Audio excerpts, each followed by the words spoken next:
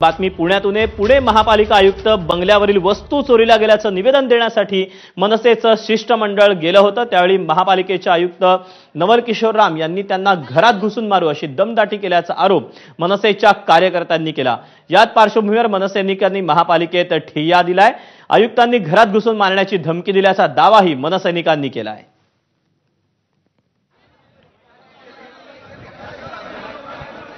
ही सगळी महापालिकेच्या आवारातली सगळी दृश्य आहेत। काहीसं गोंधळाचं वातावरण या ठिकाणी पाहायला मिळतंय।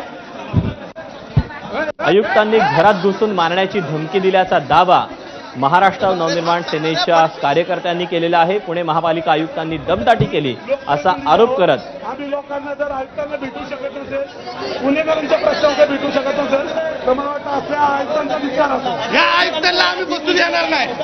आयुक्तांनी इथं लोकांना भेटू दिलं पाहिजे। ज्या पद्धतीने मुजोरी भाषा वापरतात मला वाटतं हे चुकीचं आहे। आता पोलिसांनी तुम्हाला अडवताय का तुमची मागणी आहे? पोलिसांना पुढे करतात, आयुक्त पोलिसांना पुढे करतात। प्रश्न कुठला आहे? तुमच्याच घराचा आहे, आमच्या घराचा नाही। तुमच्याच घराचा प्रश्न आहे, चोरी झालेत। त्यामुळे आम्हाला वाटतं की ह्याच्यात चौकशी आली पाहिजे आणि आयुक्तांनी सर्वांची माफी मागितली पाहिजे।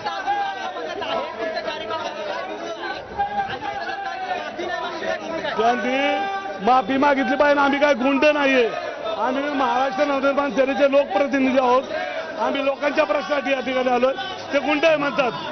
गुंड म्हणजे नक्की काय? मराठी माणूस गुंड आहे का? मग तुम्ही यायचंच नव्हतं मग महाराष्ट्रामध्ये काम करायला गुंड असतील तर?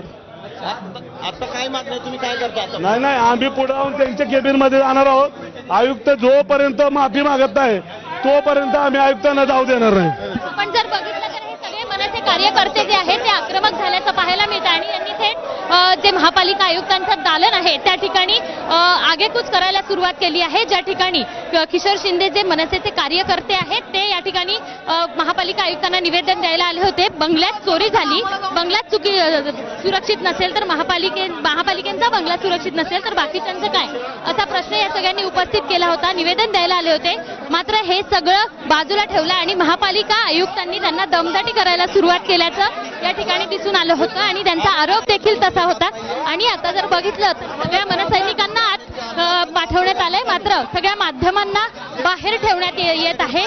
पुणे महानगरपालिकेचं जे दालन आहे ते इथून काही अंतरावर आहे आणि हे सगळे मनसे कार्यकर्ते आहेत ते आक्रमक झाल्याचं आपल्याला पाहायला मिळतंय। पुणे पालिका आयुक्तालयाबाहेर हे मनसेचं आंदोलन होत आहे। मनसेच्या कार्यकर्त्यांनी ठिय्या मांडलेला आहे। पुणे महापालिका आयुक्तांनी दमदाटी केल्याचा आरोप या सगळ्या मनसेच्या कार्यकर्त्यांनी केलेला आहे। खरं तर या सगळ्याचं जे मूळ कारण आहे ते म्हणजे पालिका आयुक्तांच्या बंगल्यातून चोरीला गेलेल्या गायब झालेल्या काही वस्तू।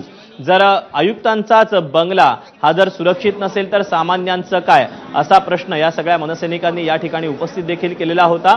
आणि एक निवेदन देण्यासाठी हे सगळे महाराष्ट्र नवनिर्माण सेनेचे कार्यकर्ते पालिका आयुक्तालयामध्ये गेलेले होते, मात्र त्याच वेळेला पालिका आयुक्तांनी आपल्याला दमदाटी केली, घरात घुसून मारू असं म्हटल्याचं या मनसेच्या कार्यकर्त्यांचं म्हणणं आहे। आणि या सगळ्या पार्श्वभूमीवर हे आता सगळं आंदोलन, हा मोठा गोंधळ पुणे महापालिका आयुक्तालयात पाहायला मिळतो।